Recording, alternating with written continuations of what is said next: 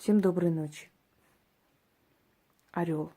Пример стойкости, храбрости. Орел красуется на многих гербах. Желая похвалить мужчину, называют его орлом. Бесстрашным, сильным, знающим себе цену, царственным. 40 лет для орла очень болезненный период. В 40 лет он очень сильно отяжеляется, опиряется. Клюв становится слишком толстым, когти становятся спутанные, и у орла есть выбор. Либо умереть, либо обновиться. Орел прилетает к скалам, начинает биться клювом о скалы. И сдирает весь верхний слой клюва в кровь. После чего ждет месяц, пока клюв начинает потихоньку покрываться более твердым слоем. В это время он питается чем может, перетерпевает ужасную боль, прячется от собратьев, потому что не способен драться в этот период. Когда клюв вырастает через несколько месяцев, орел обновленным клювом выдергивает себе ногти. Когти, точнее, извиняюсь. Выдергивает когти и опять несколько месяцев ждет, пока они вырастут вновь. После новыми когтями он выдергивает свои отяжелевшие перья и ждет, пока перья обновлятся. И вот так больше полугода орел в таком состоянии обновляет себя. И после живет еще 40, а может и больше лет.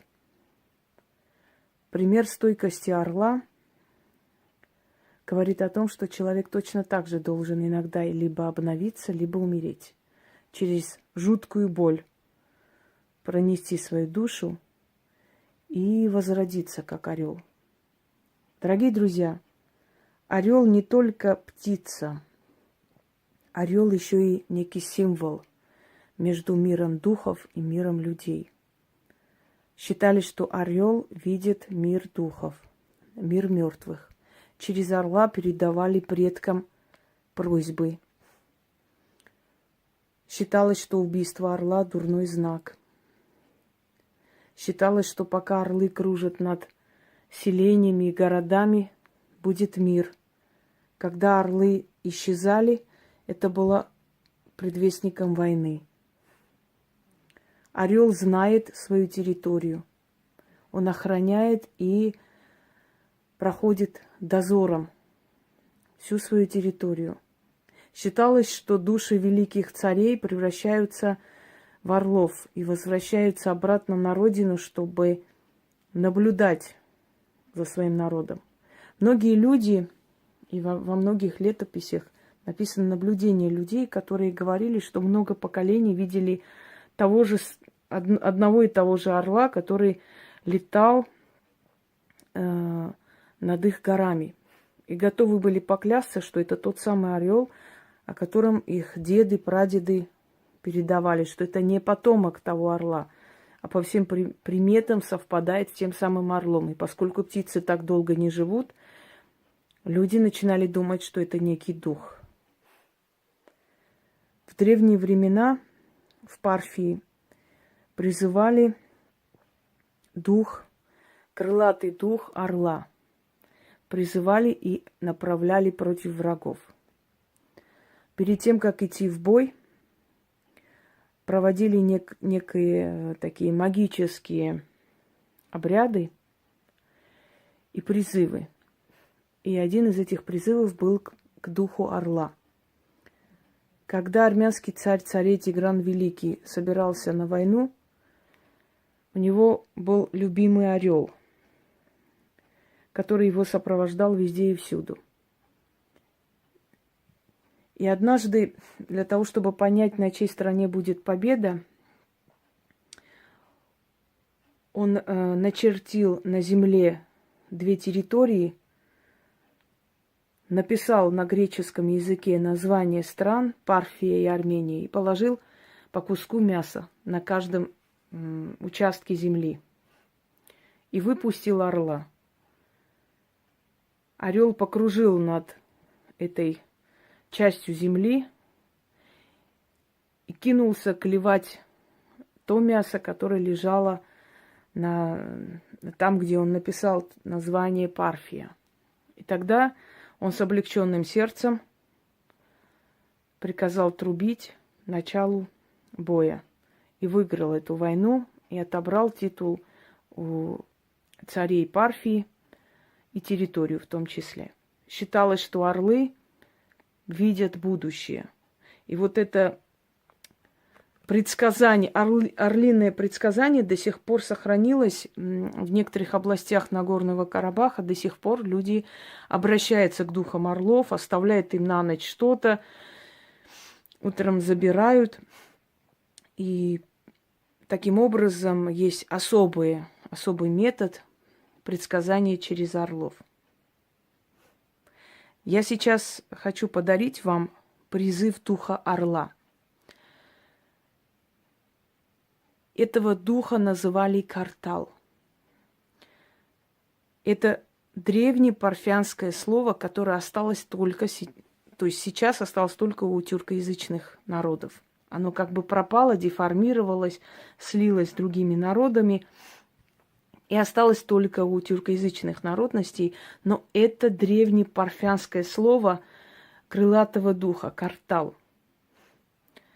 Именно так они называли орлов. То есть это не название орла, это название духа крылатого, который прилетал в образе орла. И после именно таким названием стали именовать и птицу орел. Этого духа призывали, когда направлялись на войну. Этого духа призывали, когда шли на очень рисковые какие-то, скажем так, встречи. Этого духа призывали во время охоты, чтобы он их оградил и помог. Есть различные обращения в древнем мире именно к духу Картал. Но я хочу вам подарить обращение, которое вам поможет избавиться от врагов, хотя бы на некоторое время получить передышку, если вас окружили, если пытаются отобрать ваше место, ваше имущество и прочее. Выиграть суд, выйти из ситуации победителем и прочее, чтобы ваши враги не могли вас одолеть.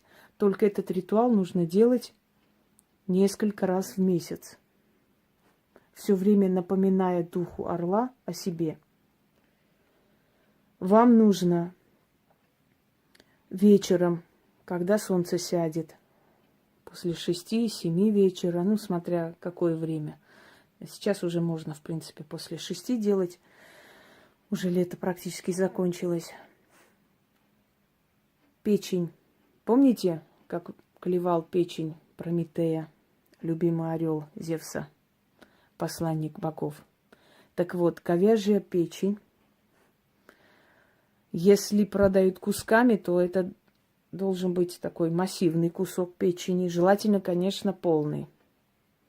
Если вы хотите что-то от духа, вы должны тоже что-то отдавать, дорогие друзья. Если вы хотите абсолютно просто так, бесплатно, даром все получить, они видят ваше рвение, они видят ваше неуважение и, конечно, вам не помогут. Печень, желательно с кровью. Свежую печень. Красное вино, полусладкое. Значит, открывайте эту бутылку. Не нужно наливать никуда. Открывайте бутылку или в чем будет это вино. Положите на алтарь с черной тканью печень. Зажгите свечу. Темного цвета свечу. Неважно, восковая она или какая. Синяя свеча, коричневая, черная, темная свеча. Потому что это темный дух. Призывайте дух орла, читаете 13 раз. После чего пальцами тушите свечу Если это восковая свеча, вы носите. Если это обычная свеча, то можете читать каждый раз, зажигая эту свечу. Эту свечу больше нигде не используем. Никакая луна, ничего не имеет здесь значения. Зажгли, 13 раз прочитали, потушили свечу, отнесли под дерево, чуть-чуть вылили вино под дерево, поставили рядом, открыли печень и положили прямо на землю. И говорите: мое почтение, крылатый картал. Отворачиваетесь и уходите.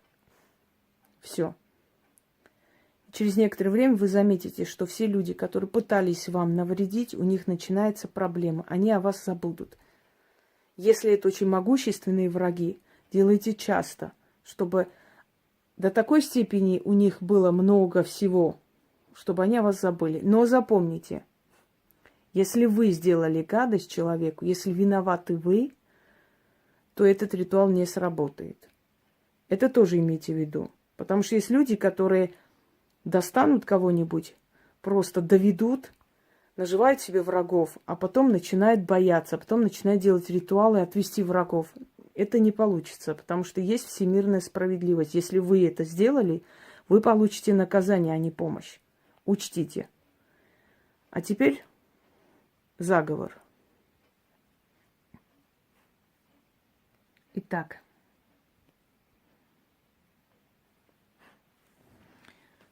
читаем 13 раз следующие слова. «Зываю к тебе, крылатый картал, когтистый, клювастый дух непобедимый, зорким глазом своим. Высматривай моих врагов, когтями сдирай их души, клювом убивай. Крыльями ветер, бурю вызывай, и на их головы обрушится весь мир. Крикни великим криком, о картал, духов царь, могучий картал, защитник картал.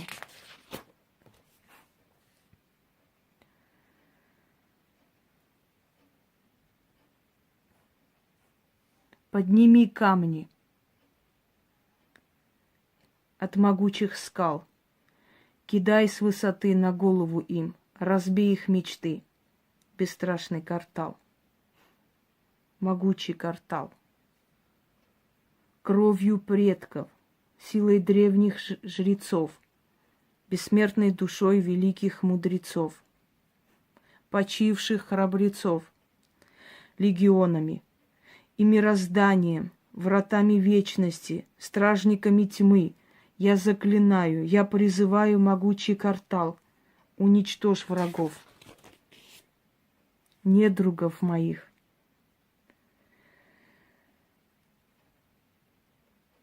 Я насылаю тебя с яростью твоей прямиком на них. Да будет так, и так будет. Заклято, заклято, заклято. Судьба обо мне не забудет. А как откупиться, я уже вам сказала. Сделайте почаще, и в конце концов враги от вас отстанут. Если вы не виноваты, повторяюсь еще раз.